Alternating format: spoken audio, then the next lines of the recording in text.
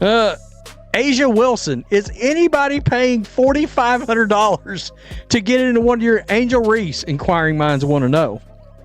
Is anybody paying that kind of money to get in your games? Would you pay $5,000 to watch a basketball game?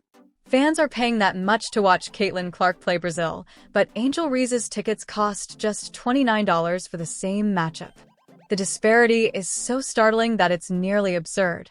In 36 minutes, Clark's game was sold out. Right now, you can purchase tickets for Reese's game and bring your entire family for less than the price of one Clark ticket. However, this is where things start to get extremely intriguing because all of a sudden, there are enigmatic $8,000 listings for Reese's game that come out of nowhere. Who is behind them? You guys did not tell me. I did not know. I did not realize that the Chicago Sky were also playing the Brazilian national team at LSU. Oh my goodness. Remember when everyone claimed that Angel Reese was this unstoppable force driving ticket sales through the roof? Well, hold on to your hats because I'm going to show you some shocking statistics. Would you believe that you can see one of the most anticipated rookies in the NBA for less than the price of a movie and dinner? That's right. Tickets for Angel Reese's game against Brazil are as low as $29. Most movie theaters no longer even offer good seats for that amount. So, what I did not know is the Chicago Sky is playing the Brazilian national team. Angel Reese is playing the very same team the Indiana Fever are playing. 4 months now, we've been inundated with headlines about how Angel Reese is this huge star who is revolutionizing the WNBA and driving ticket sales through the roof, supposedly right up there with Caitlin Clark. The media narrative has been crystal clear. Angel Reese is a box office sensation. Let's take a closer look at what's actually happening with Chicago Sky tickets for their game against the Brazilian national team at LSU. I'm going to tell you why I find that interesting. On Vivid Seats, there are tickets available for $36 right now. A lot of tickets for in the 50s, 40s, 50s, 60s. You get the point I'm trying to make. However, the information you see when you actually visit the ticket websites, I'm referring to StubHub, Vivid Seats, and all the major platforms, tells an entirely different tale. There are plenty of possibilities in the $40 to $60 area that are just sitting there unsold, with no stampede of fans or wild bidding battles. The tickets aren't just available, they're virtually asking to be bought. Simply standard, reasonably priced tickets that don't seem to be in competition. Very interesting indeed. StubHub. Here's a $29 ticket. A $29 ticket. And this isn't just any arena in a place where basketball isn't popular. It's LSU, the alma mater of Angel Reese, the university where she rose to fame as a college basketball star, where she won a national championship, and where she established her reputation. If there's anywhere in the world where Angel Reese should be able to sell out an arena at top dollar, it's right here in Baton Rouge. $29 to see Angel Reese and the Chicago Sky play at the LSU.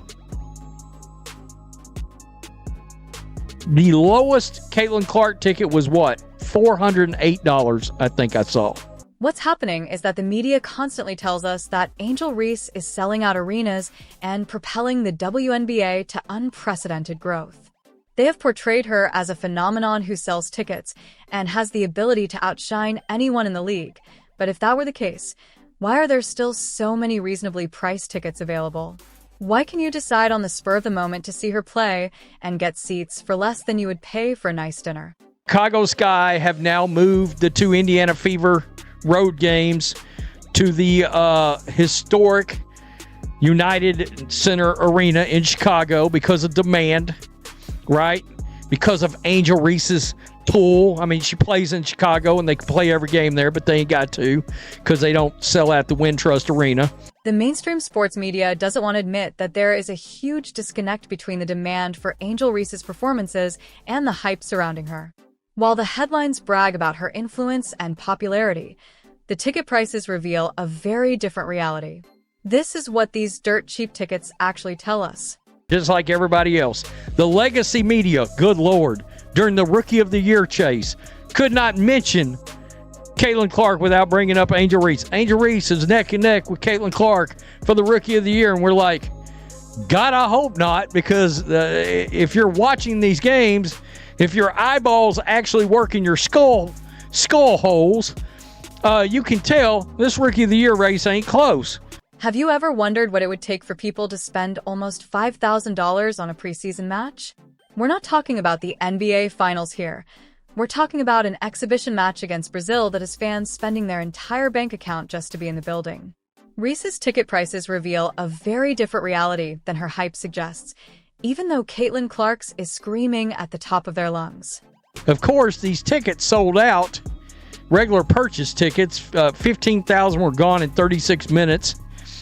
But so here we are today, folks, and ticket prices are still freaking ridiculous. The difference between Caitlin Clark and the Indiana Fever playing the same Brazil team isn't just apparent. It's astounding. When tickets for Clark's game at Carver Hawkeye Arena in Iowa went on sale, an unprecedented thing happened. All 15,000 seats in the arena sold out in just 36 minutes, which is quicker than most people spend searching Netflix for something to watch. Caitlin Clark and the rest of her teammates, right, taking on the Brazilian national team preseason. Right here, 4,000. This is vividseats.com, 4,000 down to $484. Take a moment to consider that while one player's tickets are accumulating digital dust online, the other is unable to maintain them for an hour, and that's just where the story begins to take an intriguing turn. But we are now officially $400 over top price yesterday. All right, $4,881 each. All right, for two tickets. This is StubHub, down to $407. The resale market went completely crazy once those original tickets vanished. If you visit StubHub right now, you'll see prices that will blow your mind. The cheapest resale tickets start at $47 and go all the way up to an eye-watering $4,888 per seat. Some individuals are spending $4,888 for a preseason game, which is equivalent to vacation money, only to spend a few hours seeing Caitlin Clark play. The resale market went completely crazy once those original tickets vanished. If you visit StubHub right now, you'll see prices that will blow your mind. The cheapest resale tickets start at $47 and go all the way up to an eye-watering $4,888 per seat. Some individuals are spending $4,888 for a preseason game, which is equivalent to vacation money, only to spend a few hours seeing Caitlin Clark play. All right, so here we go. Let's go to Game Time. This is one of the newer places, but some of the podcasts I listen to talk about Game Time, so here we are. $3,856, $1,925, all the way down to $499. All right, so this is the Fever versus the Brazilian women's national squad. We're talking about the cheapest seats here, the ones where players look like ants and you need binoculars to see the ball. However, if you look at Vivid Seats or any other ticket marketplace, you'll notice the same pattern. The absolute minimum you'll pay to get in the door is between $47 and $499, depending on where you look. For the good seats, you're looking at mortgage payment territory. $656 for a seat at the very back. That is literally what you're paying, and $655 for the last row. $650. This is before fees, by the way. So when you go with fees, it's $750 to sit in the back row. The back row is $750. I've never seen a game be this expensive. What's even more amazing is that the entire arena is charging these exorbitant prices, not just a handful of expensive seats that nobody is purchasing. When Caitlin Clark takes the court, hundreds and hundreds of fans are prepared to pay at least several $100s simply to enter the building.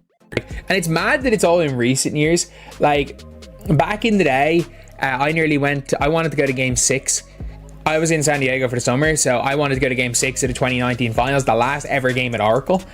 And the tickets were like for the back seats were like $300. The demand for Clark's preseason game is unlike anything industry insiders have seen for women's basketball before, according to industry insiders, and the ticket platforms themselves are shocked by what they're seeing. Her star power has sparked a market frenzy that is driving prices into territory typically reserved for major sport playoff games. Basically, the reason why it's there is like, look, it's Caitlin Clark playing under the jersey she got retired. Like, it's really a situation where you're just like, okay, yeah, Caitlin Clark got the jersey retired, even though it'd be better in the football stadium. Like, you could pack out a football stadium again just to watch Caitlin Clark play basketball. You could pack out 50k. You could, whatever the record is for a women's basketball game, you could set it to watch Caitlin Clark play. The first disparity becomes glaringly obvious when you consider that both players are playing against the same opponent, the same Brazilian national team, and the same exhibition format. But the market has made it clear which player people are more eager to see. Yeah. I mean, come on. What are we doing here exactly? Are we still trying to prove a point? I bet you we hear this again this season. Well, it's me too. It's us too. It's the rest of the league too. Okay, sure it is. The first disparity becomes glaringly obvious when you consider that both players are playing against the same opponent, the same Brazilian national team, and the same exhibition format. But the market has made it clear which player people are more eager to see. Let's go to highest price. I want to be fair here. Some yahoos have got some tickets listed for $8,000. Now this is funny, right? Some guys that put these up there. I'd love to know who actually put these on here for $8,000. The pattern's simultaneous appearance across several ticket platforms is particularly significant.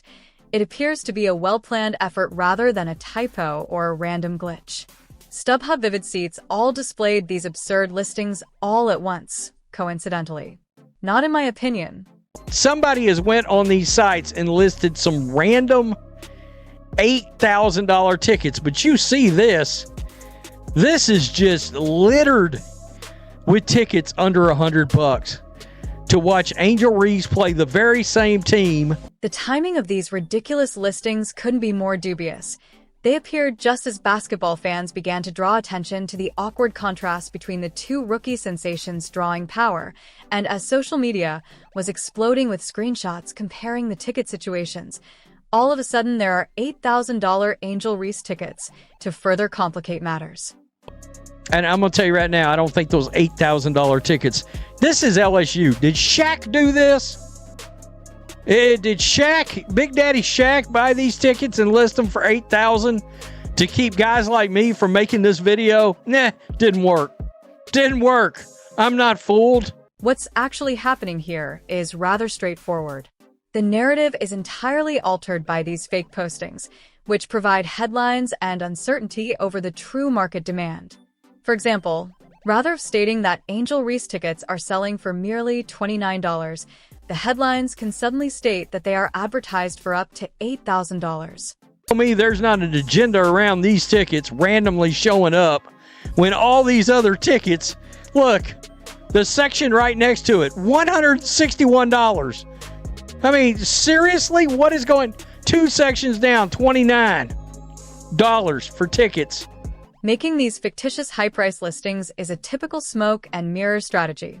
Like putting a sold-out sign on a mostly empty restaurant to make it appear popular, someone is attempting to create the appearance of demand where none exists. The goal is to fool casual observers who might just notice a headline without looking into the actual availability. They got tickets way down here, next to the court for $120. So clearly somebody's trying to publicly save Angel Reese's ass. All right, from somebody just like me right now.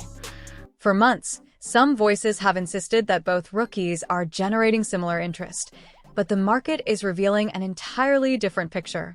What we are seeing is a last-ditch effort to align the narrative with reality. These absurd listings are a desperate attempt to maintain appearances when the reality has become glaringly obvious.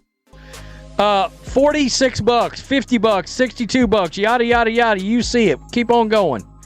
Let's see how far these go. The highest one on Ticketmaster, $843.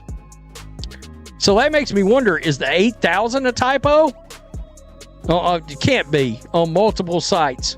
Despite all the media narratives pushing Angel Reese as this huge WNBA draw, the actual market demand simply doesn't support it.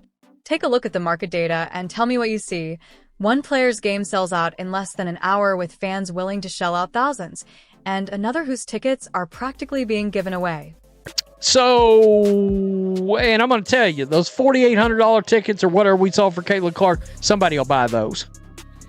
Somebody will buy those. Ain't nobody paying $8,100 to watch Angel Reese play ball, especially when there are tickets. There was a ticket available for $29. The market has made it clear who is driving the needle for women's basketball, so the next time you hear comparisons that put Reese on par with Clark, just keep in mind what people are actually willing to pay to watch each of them play. These desperate attempts with dubious high-priced listings won't fool anyone who is paying attention. The true data reveals who is driving the league's growth, and it's not even close. The WNBA and some media outlets don't want you to pay attention to that. All right, ESPN, all these other places tried to tell you Angel Reese is really moving that needle. She's really driving this growth. Mystics owner Sheila Johnson, she lets you know it's Angel Reese too, right? Cheryl Swoops, you racist crackers. Of course it's Angel Reese too, right?